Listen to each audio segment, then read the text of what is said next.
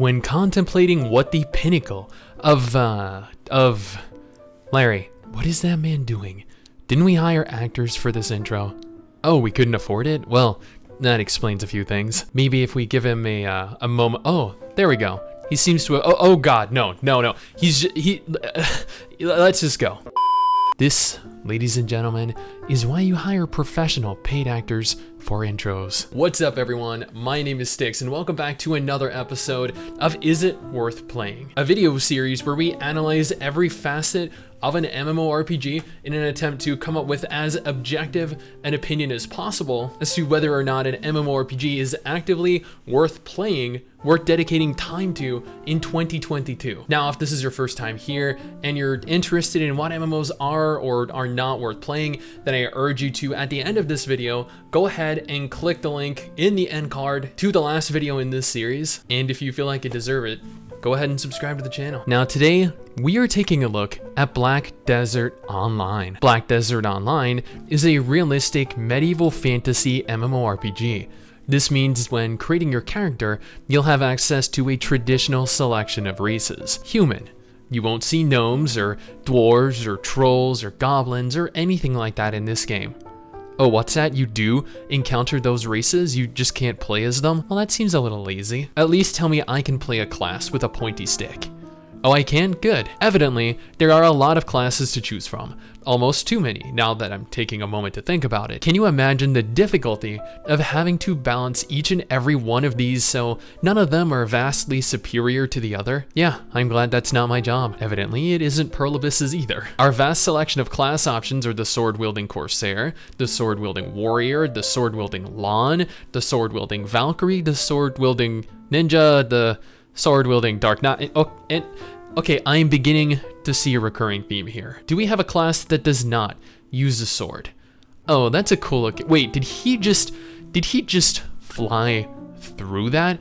That weapon beckons so many questions. A few moments later. Okay, according to some extensive research, the sage wields something called the Kyle. No, wait, sorry. The sage does not wield a guy named Kyle. That was a typo. The sage wields a Kiv, a Kiv? Are we just making words up now? This game features a deep, intricate character creator, arguably one of, if not the most extensive in terms of raw options. The options are almost limitless. You can spend hours adjusting every little slider to slowly perfect your creation, only to come to the realization that the beauty album offers something exponentially better than anything you could have come up with. So you begrudgingly select a pre-made character, you take a few moments to adjust something like the hairstyle or the eye color of your character, and then you pretend you spent hours on it, which I'm totally not saying I did, but you guys know I did. Then you're thrown into the magical world of,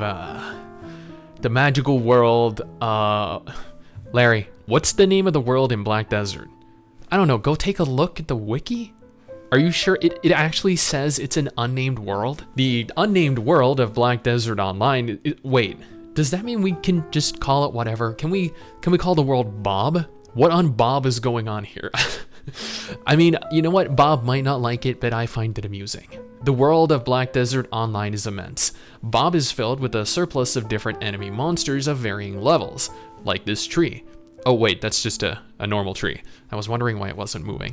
What I meant was like this tree, or his cute little friends. What sets this game apart from its main competition, games like Guild Wars 2, The Elder Scrolls Online, or Final Fantasy XIV, is that Bob itself has no loading screens. You're fully capable of running from one side of Bob to the other, then sailing right back around. This is a great activity to do when you're bored, or high. There are absolutely no limitations imposed on where players can go or what players can reach.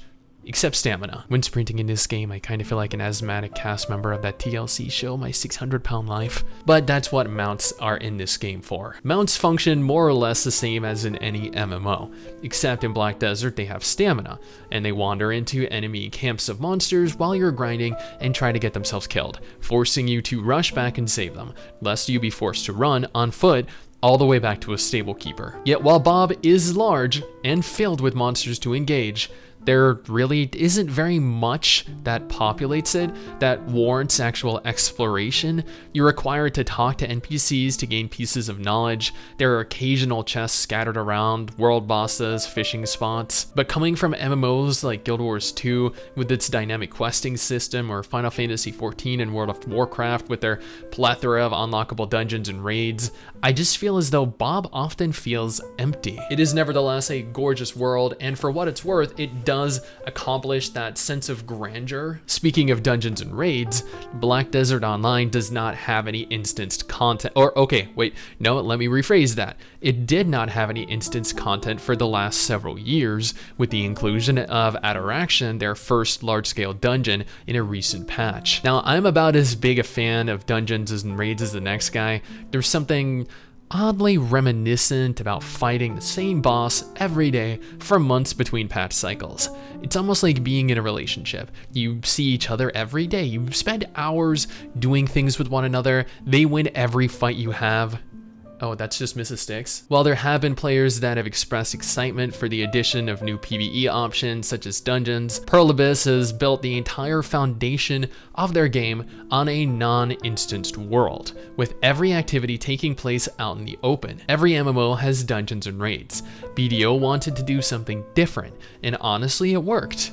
Players who wanted to avoid the repetitious cycle of farming new instance fights every 3 months to replace the gear they worked tirelessly towards over the last 3 months had an alternative. And while this game is the very definition of repetition, grinding the same monsters for an entire hour for single digits of percentage towards leveling up, it allowed for players to enjoy a different experience. And in my opinion, that's kind of the point of playing a different MMO, to offer a different experience for players. Nobody wants to play the same thing that they've already been playing for months or years, unless you're a RuneScape player, I guess, or a World of Warcraft player. As noted earlier, Black Desert has quite the number of available classes, but it wasn't always this way.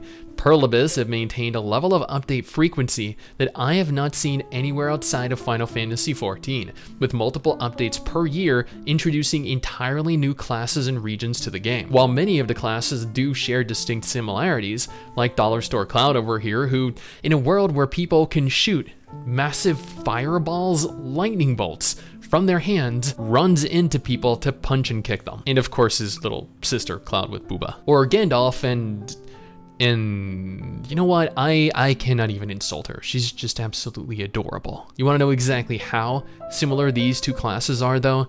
The description for both reads, burn, freeze, and shatter enemies with the power of natural elements to vanquish their foes. Yeah, so many of the classes share similarities, but at the same time, excel in different areas.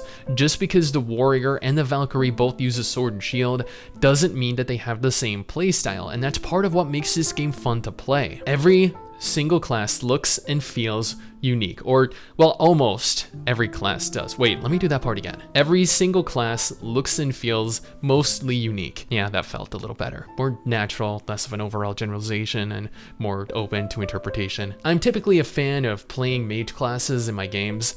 This is especially true for MMOs where you're going to be required to engage other players in PvP, player versus player combat. PvP forces you to push yourself to your limit, to put every bit of knowledge that you have acquired about your class, about enemy classes, the game itself, to the ultimate test, which you'll never get to utilize as players are going to wait until you're busy grinding, only half paying attention, then they're going to come up to you and gank you, then probably dance on your corpse, maybe DM you to laugh at you.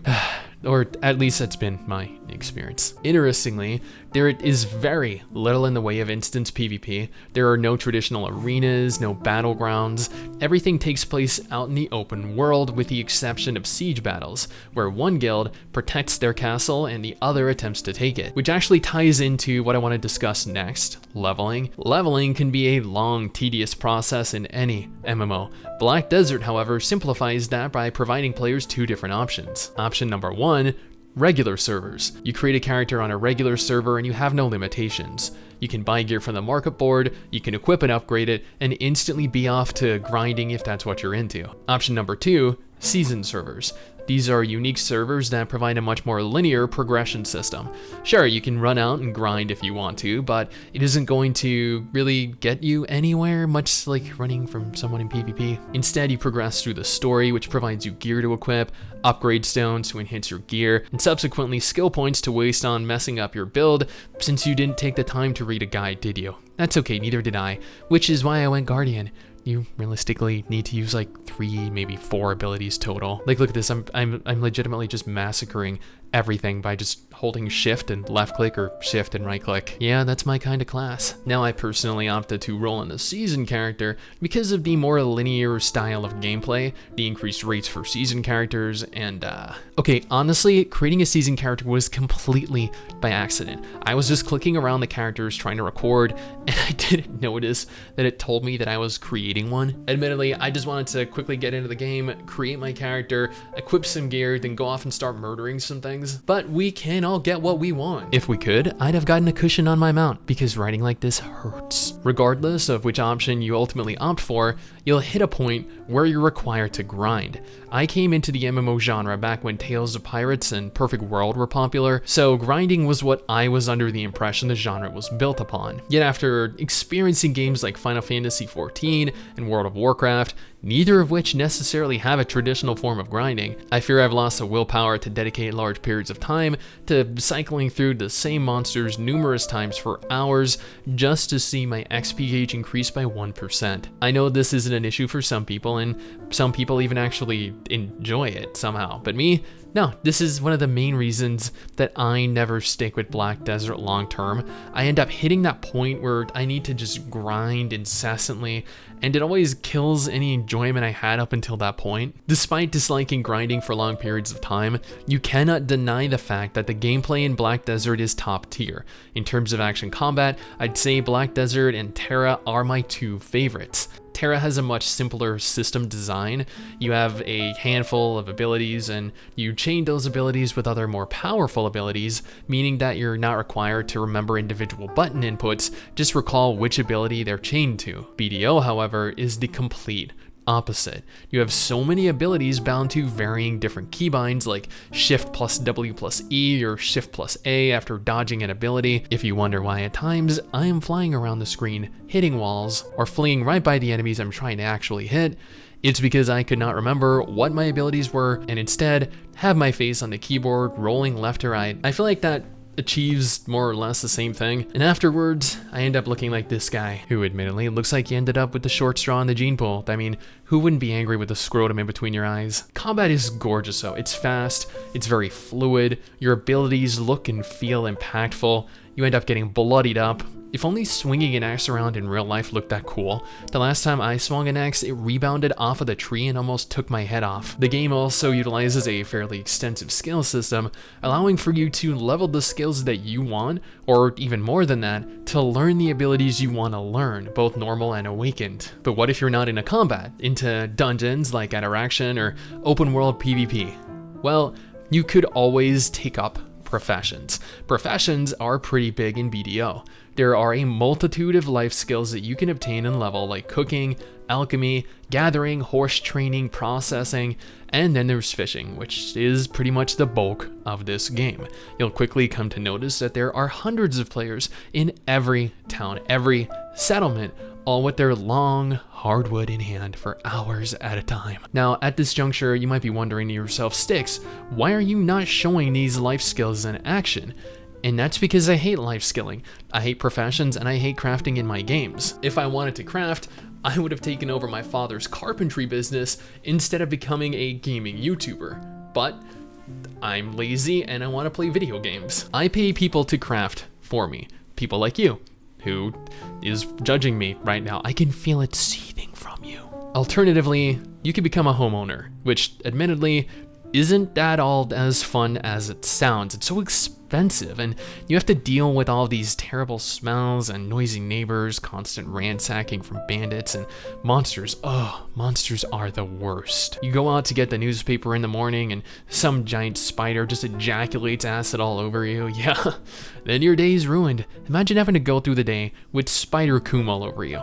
Nobody's going to appreciate that. Speaking of spiders, spiders in BDO are the size of people, actual people.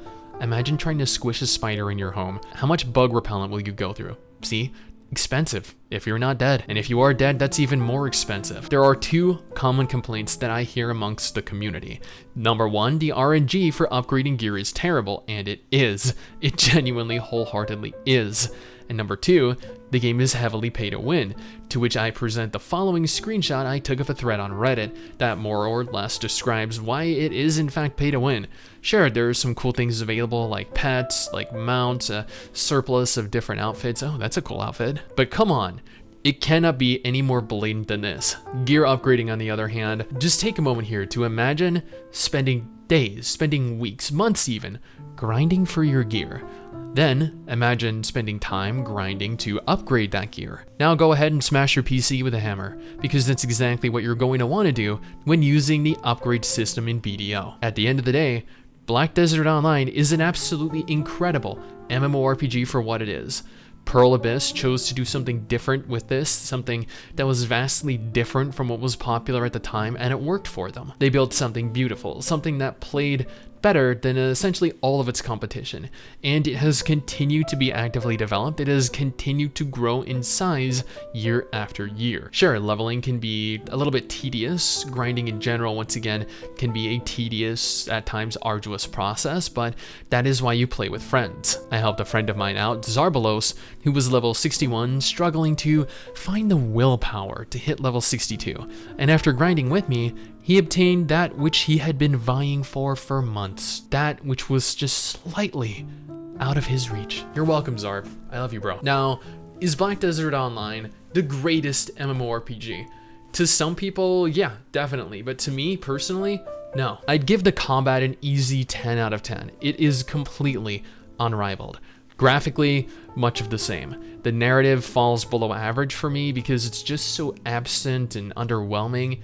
The world is large and open, but a little too empty for my tastes. While there's plenty to do, it lacks dungeons, it lacks raids, and other forms of content that might keep me more interested in the game outside of life skills and grinding. This is an easy 3.5 out of 5 for me.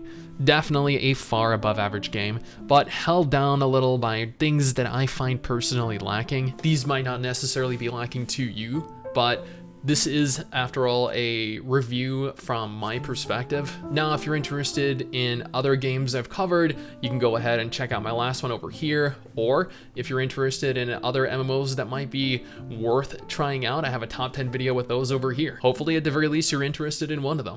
Someday